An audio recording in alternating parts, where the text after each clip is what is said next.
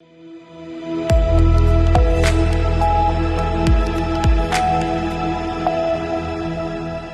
के बाद रुक करेंगे यूपी बुलेटिन की ओर, जिसमें बात करेंगे राज्य की खास और चुनिंदा खबरों पर। बताएंगे कैसे बलिया में रसोइया कार्यक्रम के तहत महिलाओं को दी गई गैस सुरक्षा की जानकारी। साथ ही ये भी जानेंगे कैसे रायबरेली में हरचंदपुर में पूर्व विधायक राकेश सिंह के विकास कार्यों की चर्चा, 300 सड़कों पर चल रहा निर्माण कार्य। ऐसी तमाम खबरों पर विस्तार से करेंगे चर्चा। महिला के साथ चेन स्नैचिंग करने वाले बदमाशों से सिकंदरा पुलिस की मुठभेड़ हो गई, जिसमें पैर में गोली लगने से बदमाश रॉकी घायल हो गया। एसीपी हरि पर्वत ने बताया कि पुलिस ने दोनों बदमाशों को गिरफ्तार कर लिया है और उनके पास से नकदी बरामद हुई है। ये कार्रवाई इंस्पेक्टर सिकंदरा प्रदीप त्रिपाठी के नेतृत्व में की गई, जिसमें SI Nilesh Sharma, SI Deepak Tiwari, SI अंकित तोमर, भूरा सिंह, सूरज कुमार और नरेंद्र सिंह शामिल रहे। सर, आज क्या घटना हुई थी? दिनांक 13 दिसंबर 2025 को थाना सिकंदरा क्षेत्र के करकुंज रोड पे एक महिला से चेन स्नैचिंग की घटना सामने आई थी।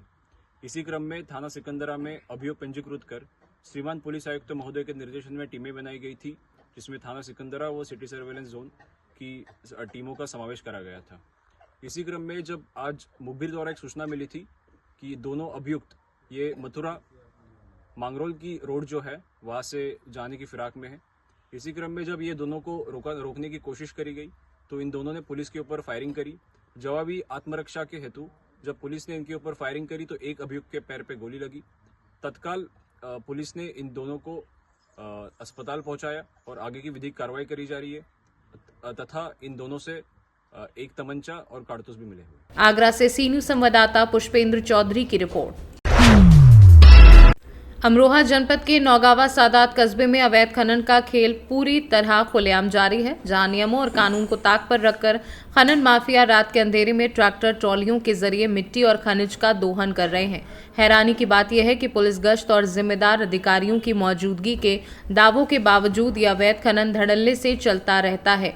बीती रात करीब 12 बजे मौके पर की गई कवरेज में साफ देखा गया कि खनन की ट्रैक्टर ट्रॉलियां लगातार दौड़ती रही, जबकि रात 9:30 बजे से 12 बजे तक खनन अधिकारी को कई बार फोन किया गया, लेकिन ना तो अधिकारी मौके पर पहुंचे और ना ही किसी प्रकार की कार्रवाई होती नजर आई।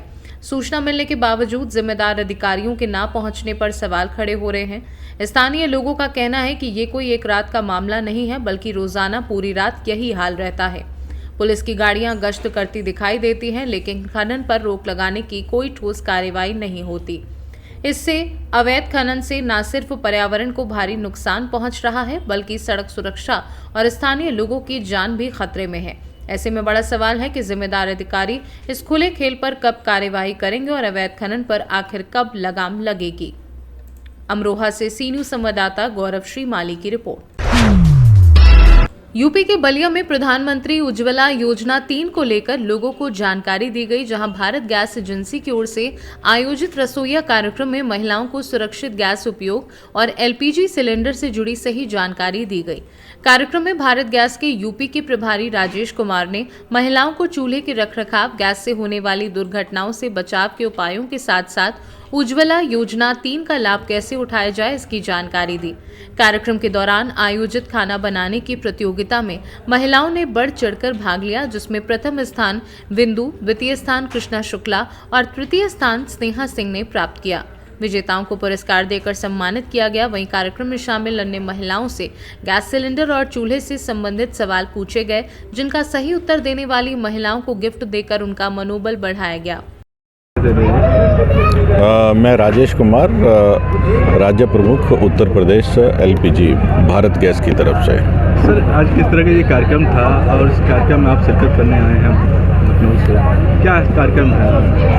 ये कार्यक्रम जो है गांव की रसोई आज बलिया में ऑर्गेनाइज किया गया। हमारे जो गाजीपुर सेल्स एरिया के जो डिस्ट्रीब्यूटर है बलिया डिस्ट्रिक्ट के, उन्होंने अपने विलेजेस से महिलाओं को बुला करके इसमें कुकिंग का कंपटीशन किया जाता है, ताकि जो है इस स्पर्धा के दौरान महिलाएं जो है वो अपना मनचाहा व्यंजन बना करके जो है प्रस्तुति करते हैं और उनको जो है हमारे जजेस जो अपॉइंट किए हुए हैं उनके द्वारा जो है वो उनका खाने का निरीक्षण करके उनको इनाम दिया जाता है। अभी कौन सी जो है सरकार की महत्वपूर्ण योजना चलाई जा रही है पूरे प्रदेश और देश भर में, और इसका लाभार्थी जो लोग हैं वो हो रहे हैं? अभी फ़िलहाल जो है उज्ज्वला योजना 3.0 का जो है वो चल रही है, जिसके द्वारा जो भी बचे हुए, क्योंकि ऑलरेडी उज्ज्वला योजना में जो है 10.5 करोड़ के आसपास कनेक्शन पूरे भारत में दिए जा चुके हैं। उसके द्वारा बाद में भी अगर कुछ कनेक्शन बच गए हैं, कोई लाभार्थी हमारे बच गए हैं जो पहले वाली स्कीमों में उसका लाभ नहीं उठा पाए हैं, तो उनके लिए नया EKYC प्रोविज़न गवर्नमेंट ने किया है। उसके द्वारा वो नया कनेक्शन जो है उज्ज्वला योजना के अंतर्गत ले सकते हैं, जिसमें उनको एक चूल्हा, सुरक्षा पाइप, रेगुलेटर, सिलेंडर जो है वो फ्री भारत गैस की तरफ से दिया जाता है। सर, उज्ज्वला 3.0 में योजना के तहत इस पूरे उत्तर प्रदेश में इस वक्त कितने सिलेंडर दिए गए हैं?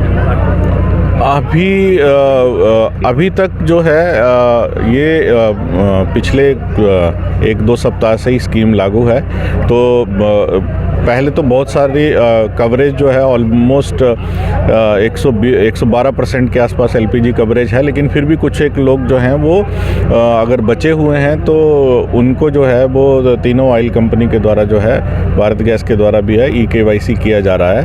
और अभी तक हमने जैसे उत्तर प्रदेश में बात करें तो ऑलमोस्ट 45,000 से 50,000 तक कनेक्शन जो है हम अभी तक कर चुके हैं। तीनों कंपनियां ऑन भारत गैस केवल। भारत गैस। हाँ जी। और क्या टारगेट है सर पूरे देश भर में?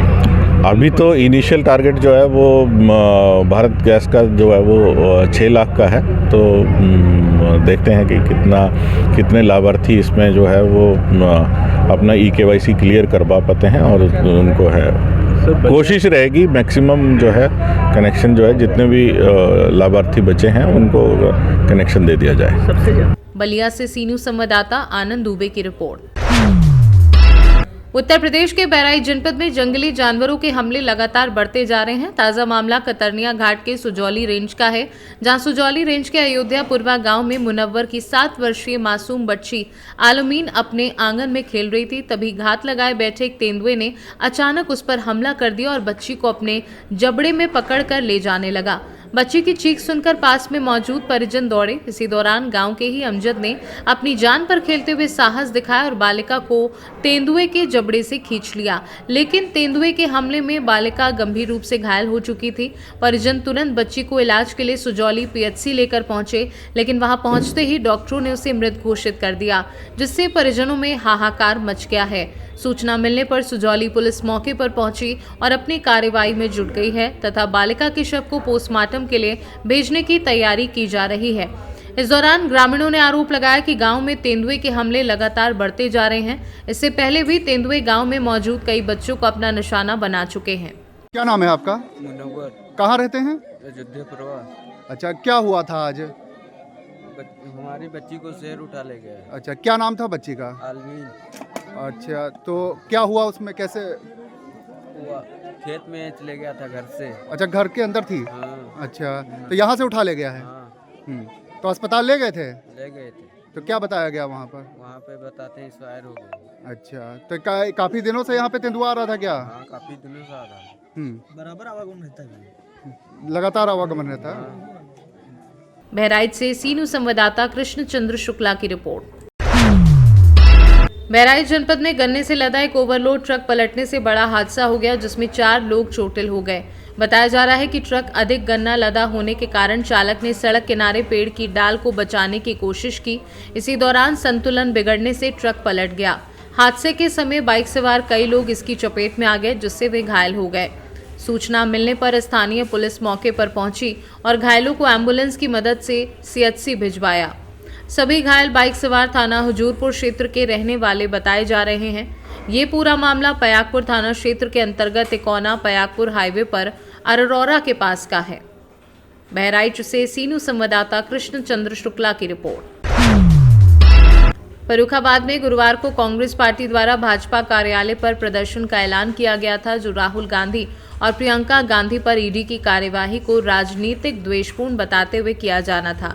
शहर कांग्रेस कमेटी के अध्यक्ष अंकुर मिश्रा के नेतृत्व में कांग्रेसी नेता कैंप कार्यालय से निकले, लेकिन करीब 20 मीटर आगे बढ़ने के बाद पुलिस ने उन्हें रोक लिया। कांग्रेसियों ने आरोप लगाया कि राहुल गांधी और प्रियंका गांधी पर ईडी की कार्यवाही राजनीतिक बदले की भावना से की गई है और इसी के विरोध में वे शांतिपूर्ण प्रदर्शन करना चाहते थे। कांग्रेस कार्यकर्ताओं ने वोट चोर गद्दी छोड़ो जैसे नारे लगाए और आगे जाने की अनुमति मांगी, लेकिन पुलिस ने उन्हें भाजपा कार्यालय तक नहीं जाने दिया, जिसको लेकर काफी देर तक पुलिस और कांग्रेसियों के बीच बातचीत होती रही। इसके बाद कांग्रेसी नेता कैंप कार्यालय के बाहर सड़क पर ही बैठ गए और नारेबाजी शुरू कर दी।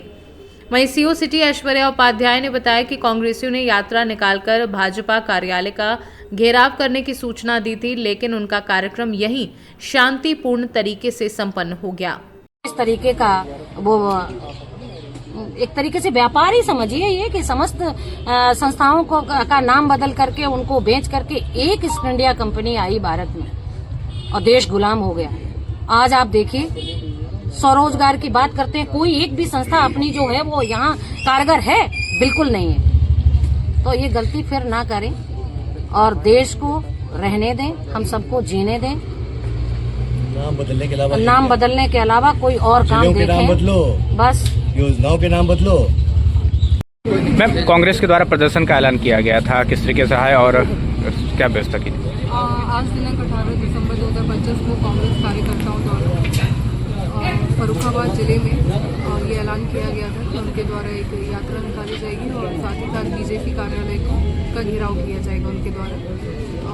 इस संबंध में आज जो उनका कार्यक्रम था वो यहीं पे शांतिपूर्वक संपन्न हो गया है। फोर्स यहाँ पे पर्याप्त मात्रा में मौजूद थी और किसी भी तरह की शांति व्यवस्था में कोई भी अड़चन नहीं आई। अध्यक्ष जी, क्या मामला है? आज आपके घर पे बहुत सारी फोर्स लगी हुई है। हम लोगों ने एक कहावत सुनी थी कि सत्य परेशान हो सकता है लेकिन परास्त नहीं, और आज वो कहावत चरितार्थ हो गई है। माननीय न्यायालय द्वारा साफ कहा गया है कि राजनीतिक द्वेषवश ये ईडी की कार्रवाई करी गई थी राहुल गांधी जी के ऊपर, सोनिया गांधी जी के ऊपर। तो आज हम लोग उसी परिप्रेक्ष्य में जाकर के भाजपा कार्यालय का घेराव करेंगे, वहां प्रदर्शन करेंगे अपना, कि उनका जो भी कुछ शासन है उसका विरोध हम करेंगे वहां जाकर, क्योंकि आम जनता की नजर में आ गया है कि किस तरह से ये क्या द्वेषवश भावना से जो है कर रहे हैं। आज आपको पुलिस ने यहाँ रोक रखा, अग्रिम कार्रवाई आपकी क्या रहेगी? नहीं, रोक नहीं रखा, न पुलिस रोक पाएगी हमको। हम लोग जा रहे हैं, बाकी सब इकट्ठे हो रहे हैं, जल्दी टाइम 12 लौटेंगे, 2 बजे यहाँ से करीब निकल रहे हैं हम लोग। फर्रुखाबाद से सीनू संवाददाता आदेश शर्मा की रिपोर्ट। रायबरेली के हरचंदपुर विधानसभा के पूर्व विधायक राकेश सिंह ने सावन माह में एससी और ओबीसी बस्तियों की कीचड़ मुक्त सड़कों के निर्माण का संकल्प पूरा किया। उन्होंने अपनी विधानसभा में करीब 300 सड़क की पहचान कर विकास कार्य कराए, जिनमें कई सड़कें बनकर पूरी हो चुकी हैं, जिससे ग्रामीणों को कीचड़ से राहत मिली।